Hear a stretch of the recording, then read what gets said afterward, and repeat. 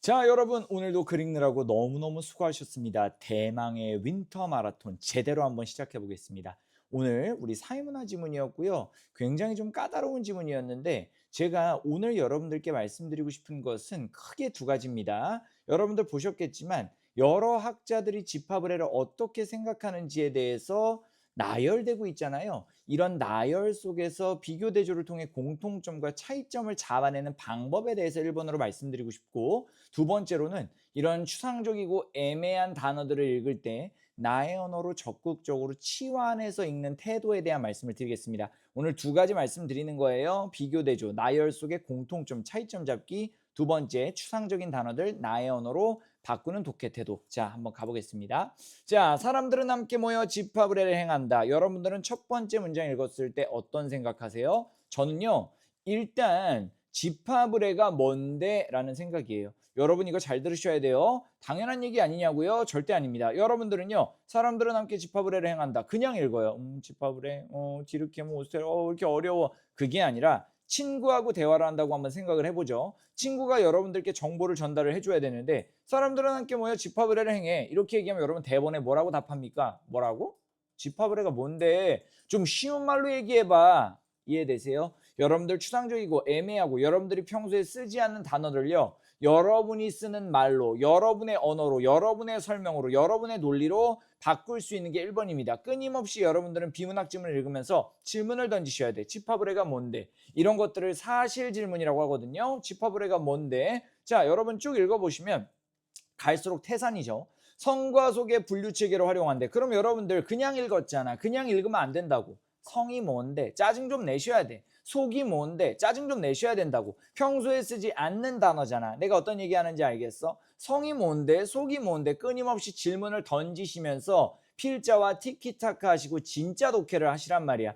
여러분들이 정보 처리할 때 끊임없이 질문 던지지 않나요? 친구가 여러분한테 뭐 알려주려고 하는데 내가 못 알아듣겠어. 그럼 친구한테 야 잠깐만 뭐라는 거야? 성이 뭔데? 속이 뭔데? 조금 더 쉽게 얘기해봐. 이런 질문 던지잖아요. 여러분들이 그런 질문을 던지고 있으면 이런 문장이 이제 읽힙니다. 어떤 거냐면 예를 들며 프랑스 혁명은 집합을 해다. 자, 다시 예를 들어 프랑스 혁명은 집합을 해다. 여러분이 집합을 해가 뭔데 왜 이렇게 어려운 단어를 얘기해? 라고 스스로 질문을 던졌다면 이 문장이 흡수가 돼요. 근데 이런 질문을 던지지 않고 그냥 무지성으로 수동적으로 독해하는 친구들은 여기에서 그냥 이 문장을 놓치게 됩니다. 흘려버린다고요. 제가 여기 적어놨죠. 고민한 자만이 흡수할 수 있는 문장이다. 자, 여기를 딱 읽었을 때 유레카 알았다를 외쳐야 돼.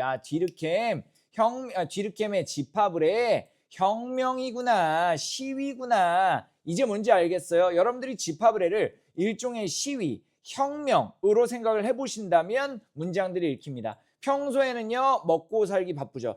평소에는 돈 버느라 바쁘단 말이야. 그 돈이 뭐야? 속된 세계.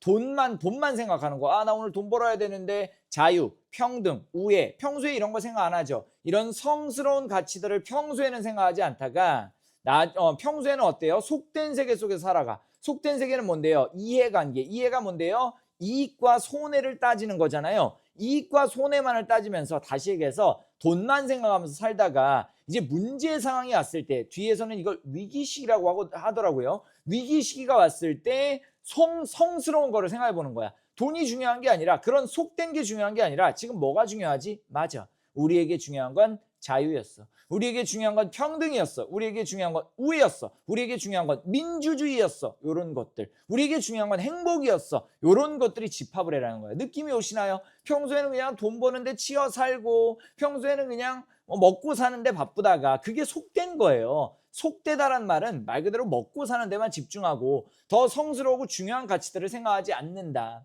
그냥 평소에는 돈 버는데 집중하다가 위기 상황이 왔어. 예를 들자면 국가의 독재 정권이라던가 어떤 국민의 자유라던가 평등이라던가 우애 같은 것이 뭔가 공격을 받는 상황이 왔어. 그럴 때는 다 같이 모여서 공동체가 우리 이전에 가장 중요하게 생각했던 성스러운 가치가 뭐였지? 그 성스러운 가치, 자유나 평등, 우애와 같은 것을 이제 재생시킨다는 거예요. 근데 여러분이 여기에서 또 하나 체크하셔야 될 게 뒤르켐의 집합을 해가 지금 분류되고 있어. 그러니까 두 가지로 비교 대조가 되고 있다는 거야. 여러분 이거 잡았어요? 1문단에서는요. 뒤르켐 얘기하고 2문단에서도 뒤르켐 얘기하니까 같은 것 같지만 이거 완전히 비교대조되고 있습니다. 어떻게? 자, 1문단에서는 부족들의 집합을 해. 다시 얘기해서 약간 원시적인 집합을 해를 얘기했다면 2문단에서는요. 현대사회의 집합을 해. 자, 비교대조는요. 여러분이 섬세하게 잡으면 잡을수록 더 보이는 거고 이런 비교대조의 포인트들을 잡아내는 게 실력이야. 여러분들 중에 1, 2문단을 그냥 뒤르켐의 집합을 해라고 퉁쳐서 읽었다면 아직 연습을 좀 더 해야 되는 거죠. 자, 그러면 1문단에서는 오스트레일리아 부족들의 집합을 해는 그냥 단순히 평소에는 속된 어떤 것들, 돈 같은 걸 생각하면서 살다가 이제 중요한 상황이 왔을 때 성스러움을 재생시킨다고 현대사회의 집합을 해는 단순한 어떤 성스러움의 재생을 넘어서서 새로운 성스러움을 만들어버린다 이거야. 선생님, 재생한다하고 창출이 뭐가 다른데요? 여러분, 재생은요. 원래 있던 것을 다시 되살리는 거잖아요. 원래 살아있던 것을 재생, 되살리는 것이고 창출하는 건 뭐예요? 없던 것을 발명해내는 거잖아요. 그러니까 옛날에 까먹고 있던 것을 재생한다 정도가 옛날 오스트레일리아 부족들의 집합을 해였다면 현대사회의 집합을 해는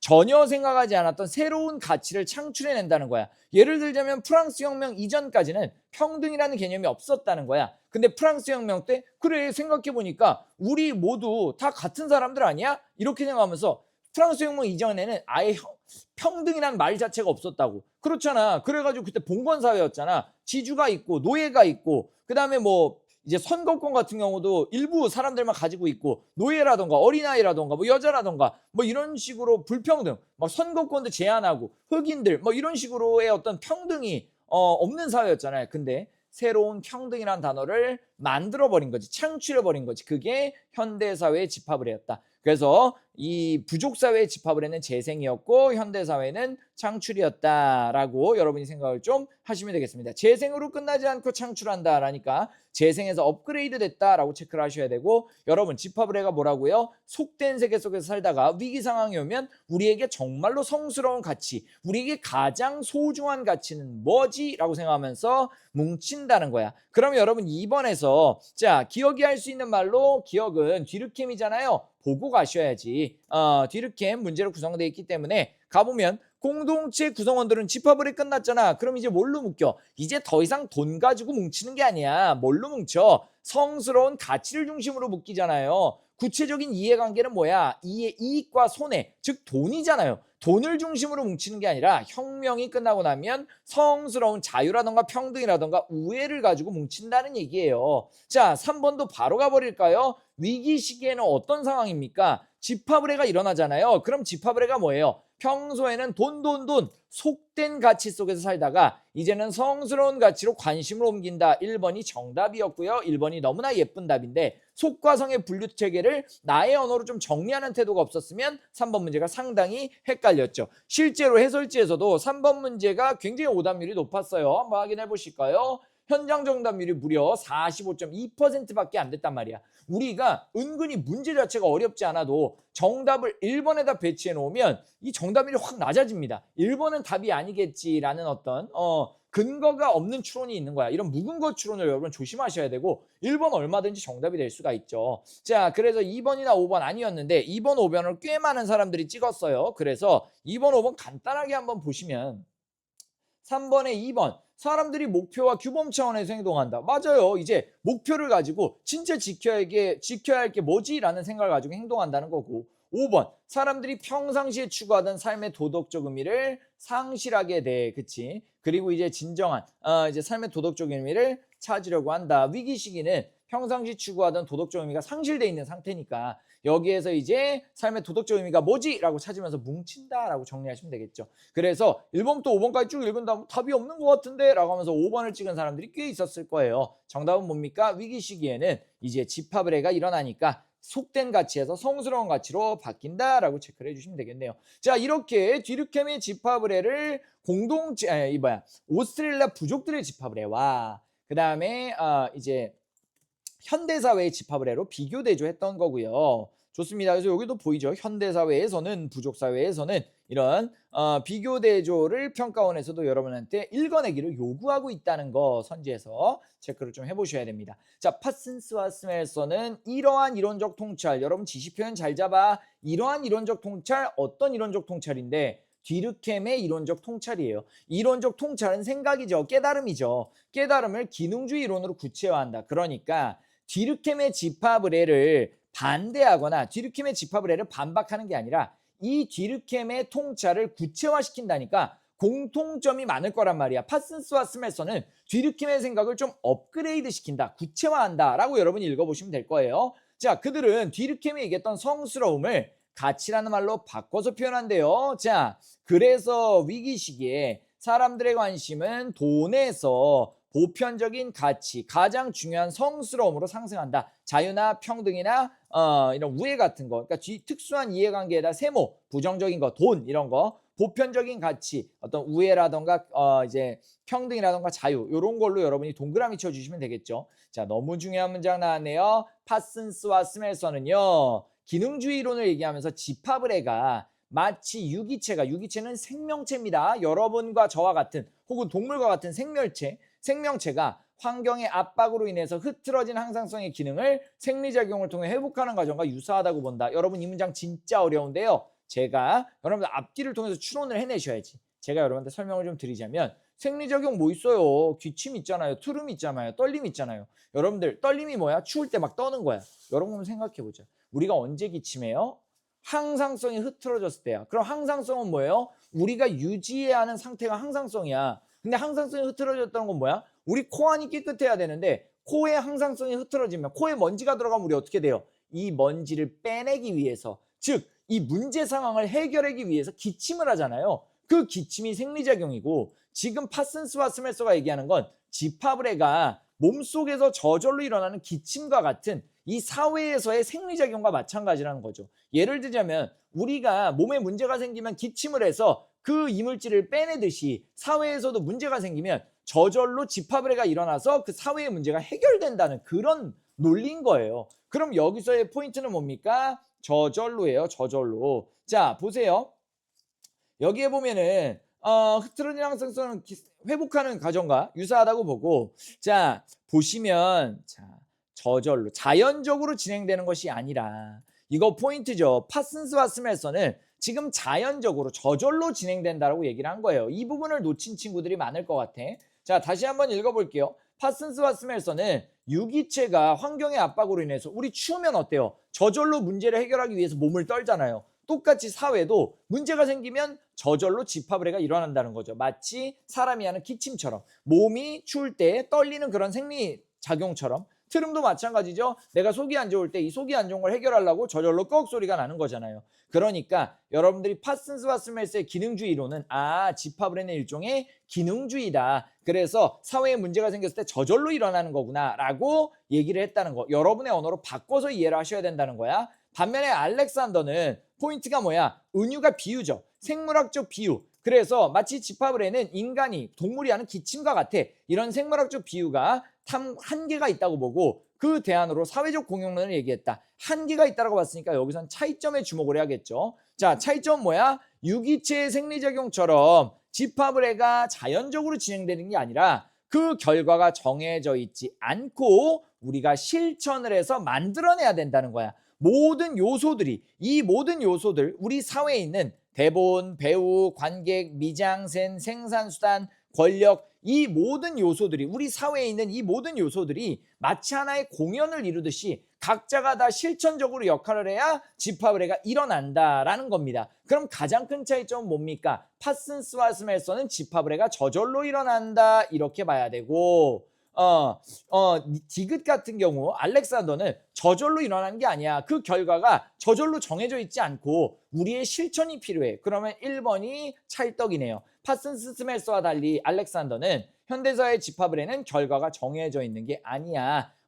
저절로 일어나는 게 아니야. 결과가 미리 정해져 있는 거 아니라 우리 모두의 실천이 필요해라고 한다는 거예요. 어려운 문제였지만 정답 1번으로 가져가시면 되겠고요. 5번 같은 경우가 이제 사회적 공연론의 예시죠. 그럼 여러 요소들이 나옵니다. A씨 미장센이었죠. 그리고 그다음에 이제 시민들, 중앙언론, 경찰, 시민들도 반대파와 찬성파가 갈려 있고 이런 모든 요소들이 뭉쳐서 하나의 공연을 하듯이 각자의 역할을 잘 실천하면 집합의례가 일어난다는 건데, 자, 정답은 조금 시시했어요. 가치의 일반화가 일어났다는 것은 어떠한 성스러움 하나로 뭉쳤다는 건데, 지금 여러분 이 보기를 해석해 보면 뭉치지 못했죠. 결국에 찬성파와 반대파가 결국에는 하나의 일반화를 이뤄내지 못했습니다. 가치 일반화를 이뤄내지 못하고 찬성파는 반대파를 욕하고요. 반대파 역시 반대운동을 전국적으로 알리기 위해 집회를 하려고 했지, 가치의 일반화, 하나로 통합돼서 하나의 어떤 그 일반적인 이제 통합, 화합이 일어난 게 아니라는 거, 정답을 2번으로 가져가시면 되겠고요.